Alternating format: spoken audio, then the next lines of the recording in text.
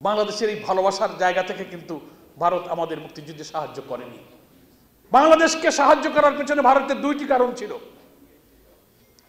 ইতিহাস বিশ্লেষকদেরকে আমি বিশ্লেষণ করতে বলবো।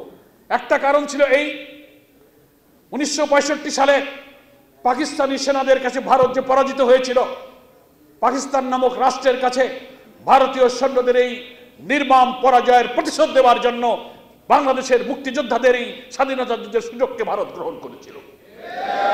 তারা মনে করেছিল পাকিস্তানি বঞ্চনা বৈষম্যের বিরুদ্ধে বাংলার মানুষ জেগে উঠেছে, বীর মুক্তিযোদ্ধারা অস্ত্র হাতে নিয়ে যুদ্ধ করেছে, বীর বাঙালি অস্ত্র ধরো, বাংলাদেশ স্বাধীন করো।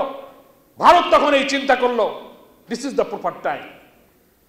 65 সালে পাকিস্তানের কাছে আমরা পরাজিত হয়েছি, এখন এখানে আমাদের ঢুকতে হবে এবং এই পাকিস্তানি বাহিনীকে পরাজিত করে ওই 65 পরাজয়ের গ্লানির প্রতিশোধ নিতে হবে।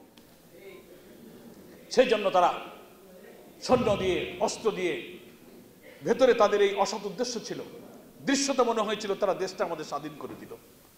এটা ছিল একটা উদ্দেশ্য।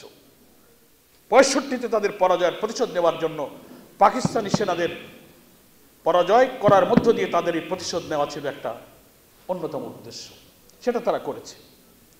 হতে পারে দুনিয়ার যুদ্ধনীতিতে এক দেশের সেনাবাহিনী আর এক দেশের সেনাবাহিনীর জয় পরাজয়ের একটা আলাদা কন্টিনিউশন মেনটেন করে কোনো না কোনো সময় মতো তারা অবস্থা বুঝে তার প্রতিশোধ নেবার সামরিক নীতি অনেক সময় তারা গ্রহণ করে থাকে। এটা তাদের নীতি, আমাদের তো কোনো স্বার্থ নেই। আপনি আপনার পরাজয়ের প্রতিশোধ নিয়েছেন। দ্বিতীয় মহান আরেকটা তাদের উদ্দেশ্য ছিল, এটা ভারতের আরেকটা স্বার্থ সেখানে ছিল।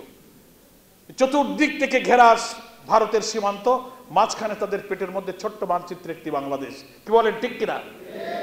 সারা দুনিয়ার মুসলিম দেশগুলো থেকে যোগাযোগ বিচ্ছিন্ন, চারিদিকে সীমান্তে আধিপত্যবাদী একটি শক্তি, দক্ষিণ দিকে বঙ্গোপসাগর।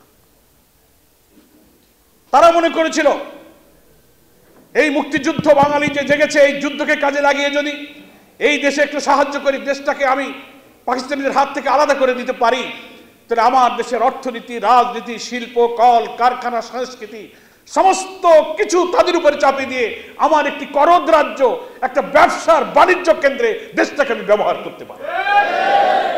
সেই জন্য তারা এখানে কিন্তু সাহায্য করেছিল।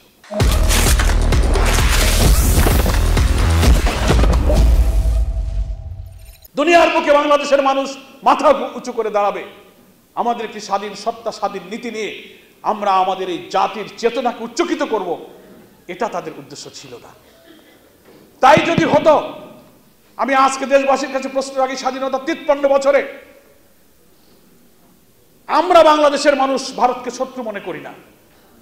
সারা দেশ চতুর্দিকে ঘেরাও করা একটি প্রতিবেশী দেশ, কেন আমরা তাদের শত্রু ভাবতে যাব? আমাদের দেশের পররাষ্ট্রনীতিতে যেমন বলা হয়েছে, কারোর সাথে শত্রুতা নয়, সকলের সাথে বন্ধুত্ব, সৌহার্দ্যপূর্ণ।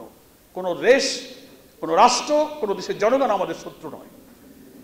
কিন্তু বিভিন্ন সময় ওই দেশের শাসন ক্ষমতায় যারা অধিষ্ঠিত হন, সেই শাসকরা কখনোই বাংলাদেশের সাথে বিশ্বস্ত বন্ধুত্বের পরিচয় দেয় নাই। আমাদের অভিন্ন 54টি নদীর বাংলাদেশের উপর দিয়ে বয়ে চলা, যার উৎস হচ্ছে ভারত।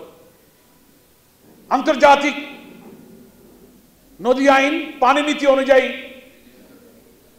কোন মৌসুমে আমার দেশের পানি প্রবাহ হবে, কোন মৌসুমে বাঁধ দিতে হবে, সবকিছু লঙ্ঘন করে 54টা নদীর বাঁধ এবং গ্রহণ দিয়ে তারা আটকে দিয়ে আমার দেশের কৃষি, সবুজ শ্যামল সুফলা বাংলাদেশের কৃষি এবং অর্থনীতিকে ধ্বংস করার জন্য 53টি বছর, সেই ফারাক্কা বাঁধের পর থেকে আজ পর্যন্ত আমার বাংলাদেশকে শুকনো মৌসুমে তারা মরুভূমি করে ফেলছে, বৃষ্টির মৌসুমে বন্যার পানিতে ভাসিয়ে দিচ্ছে। এটা কি কোনো বন্ধুত্বের পরিচয়? সীমান্তে আমার সেনাবাহিনীকে হত্যা করা হচ্ছে। বারবার যারা বাংলাদেশের শাসন ক্ষমতায় এসেছেন, ভারতীয় আধিপত্যবাদের দালালরা অসম বাণিজ্য চুক্তি করে করে গোপন রেখেছে, পার্লামেন্টে নেয়নি। এইসব চুক্তির মধ্য দিয়ে আমাদের শিল্প, অর্থনীতি, বাণিজ্যকে তারা সেই দেশের কাছে বিকিয়ে দিয়েছে।